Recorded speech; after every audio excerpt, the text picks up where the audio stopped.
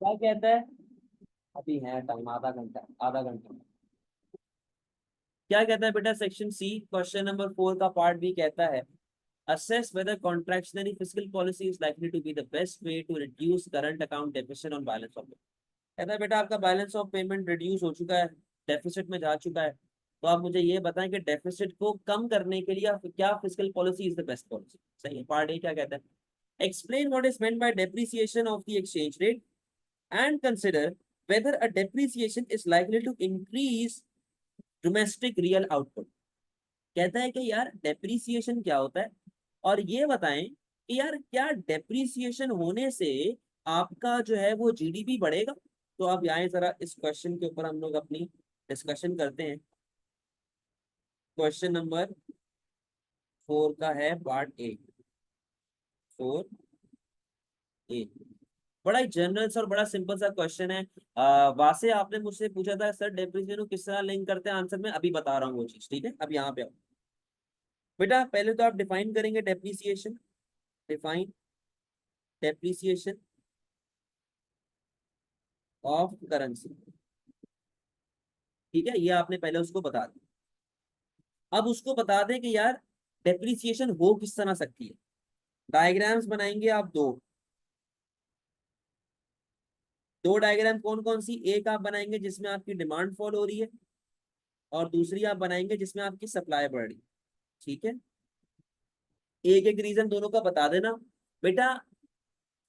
Briefly explain करनी है diagram, लंबी नहीं करनी, ब्रीफली एक्सप्लेन करनी है कि यार ये देखो डिमांड आपके पास गिर गई, इस रीजन से गिरी है, या आपके पास सप्लाई बढ़ गई, इस रीजन से बढ़ी है, और ये देख लो आपके सामने एक्सचेंज रेट की वैल्यू गिर गई। सही, ये आपने डायग्राम बना के उसको बता दिया और आपने एक्सप्लेन कर।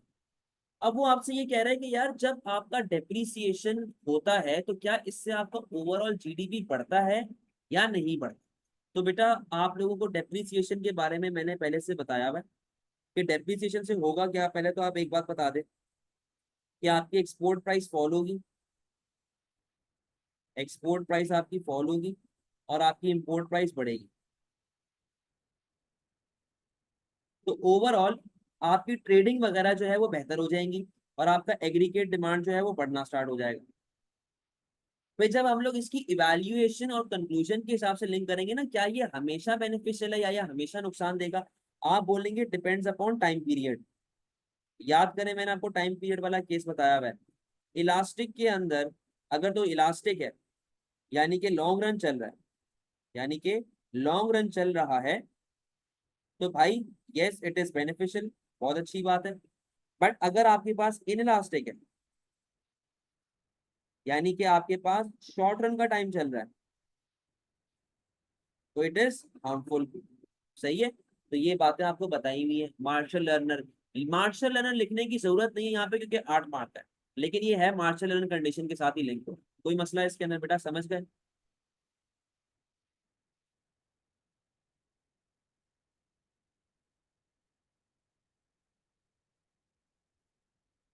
मार्शल लर्नर क्या है, बहुत अच्छा सवाल आपने पूछा है, मैं इस सवाल को इग्नोर करूंगा। सर कोई एग्जांपल दे दें, रीजन ऑफ डिमांड डिक्रीज और सप्लाई इंक्रीज। बेटा आपका इंटरेस्ट रेट गिर गया, आपका इंटरेस्ट रेट गिर गया, आप ये बात कर सकते हैं। सप्लाई इंक्रीज के भाई बाहर से माल सस्ता आ रहा है तो आप ज्यादा इंपोर्ट कर रहे हो। नोट्स देखो ना यार, नोट्स क्यों नहीं पढ़ रहे हो आप लोग? नोट्स में हर चीज लिखी हुई है, क्लियर है चीजें सारी बेटा, समझ गए पूरे?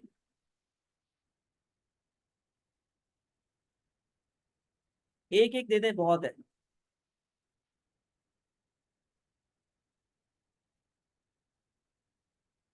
चले 4 बी पे जा रहे हैं आप। 4 बी कहता है कि यार क्या contractionary policy is the best way to reduce current account deficit और balance of payment. Contractionary fiscal policy, यानी कि ये एक्सपेंडिचर डैम्पनिंग पॉलिसी के हिसाब से बात करें।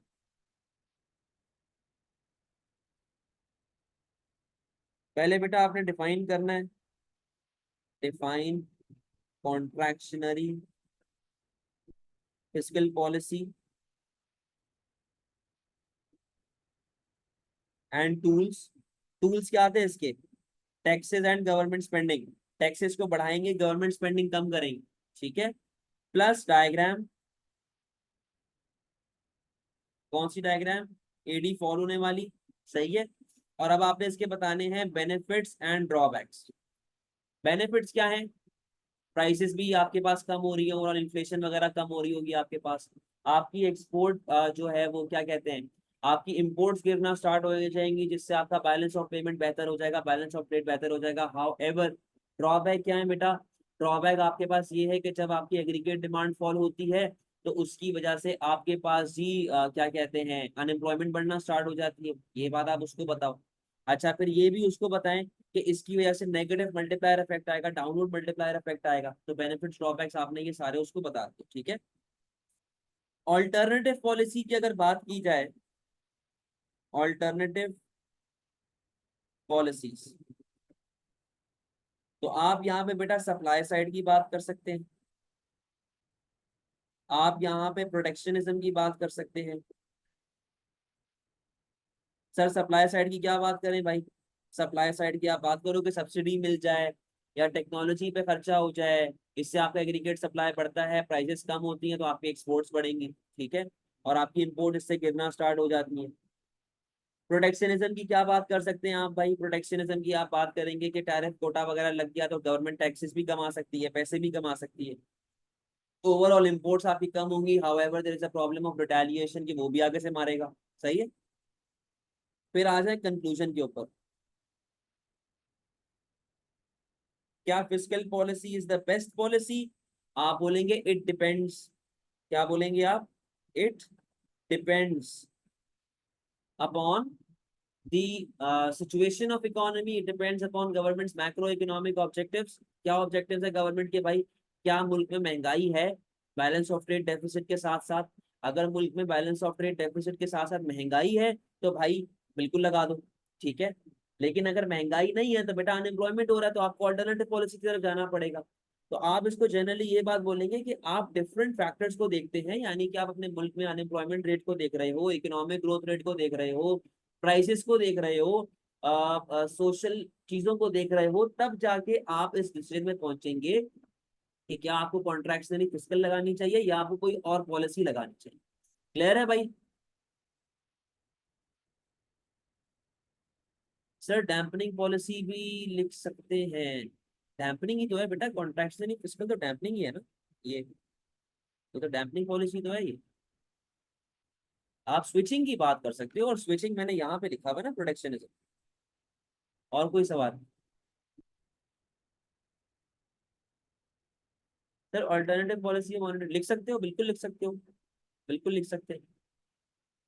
लेकिन वही बात है बेटा, जब डिमांड की बात हो रही होती है ना, तो मैं ये सजेस्ट करता हूँ कि अब देखो फिजिकल भी डिमांड को अफेक्ट कर रही है, मॉनेटरी भी डिमांड को अफेक्ट करेगी, तो कोई दूसरी ऐसी पॉलिसी लिखो जो सप्लाई को या किसी और चीज को अफेक्ट करे, ठीक है। और कोई सवाल बेटा? और कोई सवाल?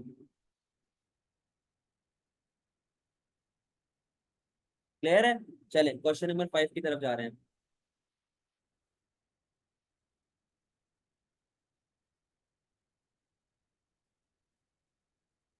क्या कह रहा है भाई क्वेश्चन नंबर 5 का पार्ट बी?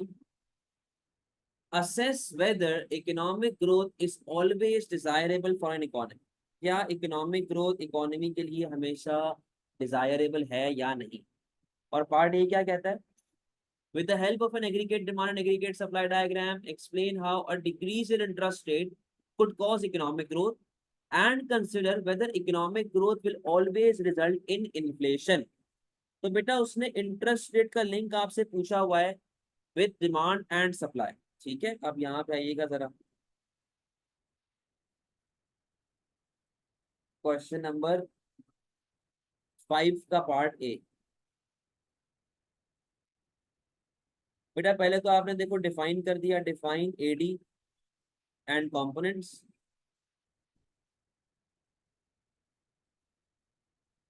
एएस क्या होता है, एडी क्या होता है, एएस आपने एडी और एएस को बेटा पहले तो डिफाइन कर दिया, ठीक है।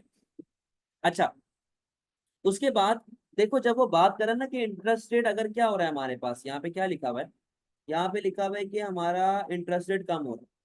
तो आप बेटा पहले तो एडी के साथ लिंक करो कि एडी के अंदर डायग्राम में क्या होगा। एडी की डायग्राम में आपका एडी बढ़ेगा। क्यों एडी बढ़ेगा भाई? क्योंकि जब रेट ऑफ इंटरेस्ट कम होगा तो आपकी कंजम्पशन बढ़ेगी, आपकी सेविंग कम होगी, और आपके बेटा इन्वेस्टमेंट में भी क्या इफेक्ट आएगा, वो भी बढ़ेगा। इससे ओवरऑल एग्रीगेट डिमांड बढ़ता है। ठीक है बेटा, एग्रीगेट सप्लाई के ऊपर क्या इफेक्ट आएगा, जब आपका रेट ऑफ इंटरेस्ट कम होगा तो उससे आपकी कॉस्ट ऑफ प्रोडक्शन कम होगी। जब कॉस्ट ऑफ प्रोडक्शन कम होगी तो ओवरऑल एग्रीगेट सप्लाई बढ़ जाएगी। समझे बात को, ये बात आपने उसको बता दी। अच्छा, डायग्राम आपने पूरा उसको लिंक कर दिया, एक्सप्लेन कर दिया भाई क्या हो रहा है, किस तरीके से हो रहा है। सही है, सारी चीजें आपने यहाँ पे लिंक कर दी। अच्छा, अब फर्दर आप क्या बता सकते हैं कि भाई एग्रीगेट सप्लाई बढ़ने से आपके एक्सपोर्ट वगैरह भी बढ़ेंगे और आपके ओवरऑल इकोनॉमिक ग्रोथ आपको आना स्टार्ट हो जाए। ठीक है, अब सवाल ये है कि यार क्या हमेशा आपके इंटरेस्टेड कम होने से वो इकोनॉमिक ग्रोथ आता है। आप बोलेंगे कंक्लूजन में कि यार जब इंटरेस्ट रेट कम होता है तो बेनिफिट्स तो बहुत है, बट अगर हमारा एडी कंटिन्यूअसली बढ़ता गया तो this will lead to inflation. ठीक है, आपकी महंगाई बढ़ेगी भाई, आपका इन्फ्लेशन आना स्टार्ट हो जाएगा। अच्छा, इसके अलावा एक और बात आप यहाँ पे ये भी बताएंगे कि यार जब ज्यादा मशीनरी यूज होगी तो बेटा उससे पोल्यूशन वगैरह भी होगा। ठीक है, ये बात भी आप उसको बता सकते हो। तो कंक्लूजन आपने इसी के साथ लिंक करना है कि यार कि जब इंटरेस्ट रेट कम होता है ना। अच्छा, एक और बात बड़ी इंपॉर्टेंट है, वो एक और बात क्या है, कंज्यूमर बिहेवियर। भाई हो गया इंटरेस्ट रेट कम, तो नहीं ले रहा मैं लोन, तो उखाड़ लो जो उखाड़ना है। भाई इंटरेस्ट रेट कम हो गया तो मैं क्या करूं, मैं तो सेव करूंगा भाई, मेरी मर्जी। तो कंज्यूमर बिहेवियर भी आपको देखना पड़ा। तो ये जो आप इसके अंदर लिंक करेंगे ना, ये पूरा आपका कंक्लूजन के साथ लिंक होता हुआ जाएगा। तो आपने बोला ना कि यार हाउएवर इन्फ्लेशन बढ़ेगा, हाउएवर पोल्यूशन बढ़ेगा। आप बोले कि यार in in conclusion, according to my point of view, जरूरी नहीं है कि हर बार इकोनॉमिक ग्रोथ है, क्योंकि कंज्यूमर बिहेवियर भी यहाँ पे रोल प्ले करता है। हो सकता है भाई इंटरेस्ट रेट कम होने से लोग नहीं कर रहे स्पेंडिंग, लोग सेविंग कर रहे, लोग इन्वेस्टमेंट नहीं कर रहे। समझे बात को। तो यार ये कहना कि हमेशा इकोनॉमिक ग्रोथ आएगी इज डिफिकल्ट, बट हाँ टू सम एक्सटेंट फायदा होता है। क्लियर है भाई सारी कहानी।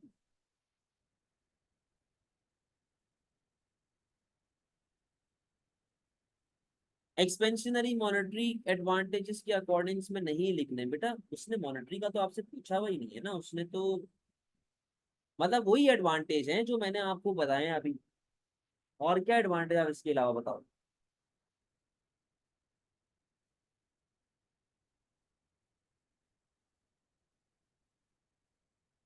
इन्फ्लेशन वाला पॉइंट वैल्यूएशन में आएगा ना।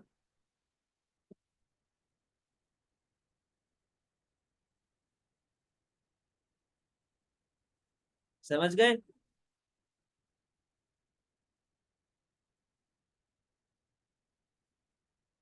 क्लियर है भाई सारी चीजें।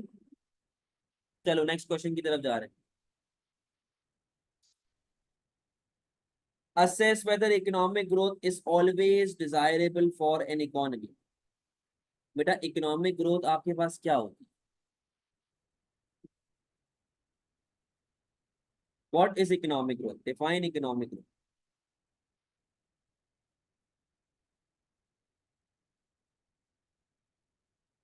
कि जब आपके मुल्क में बिजनेस एक्टिविटी बढ़ जाती है, आपके मुल्क में एग्रीगेट डिमांड आपका बढ़ जाता है, आपके पास लोगों के पास क्या बेनिफिट्स वगैरह आते हैं, वो सारी चीजें आपने यहाँ पे मतलब इंट्रोडक्शन में बता दी।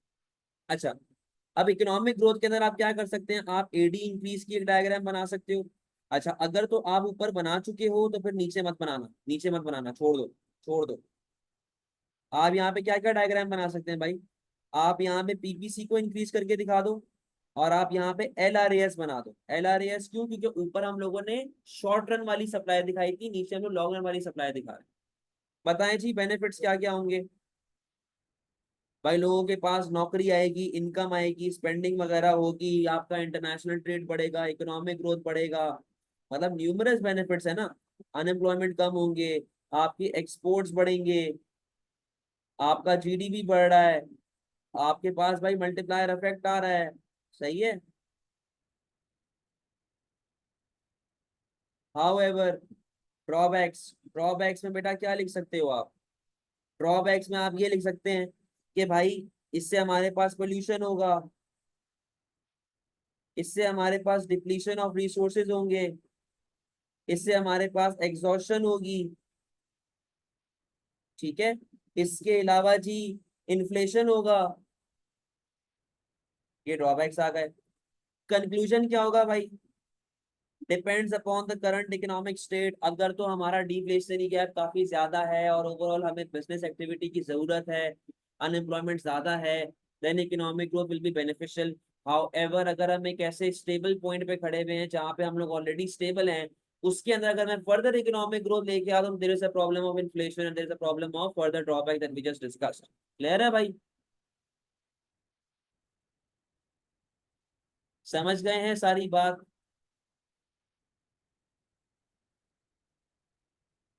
कुछ पूछना है, कोई सवाल है?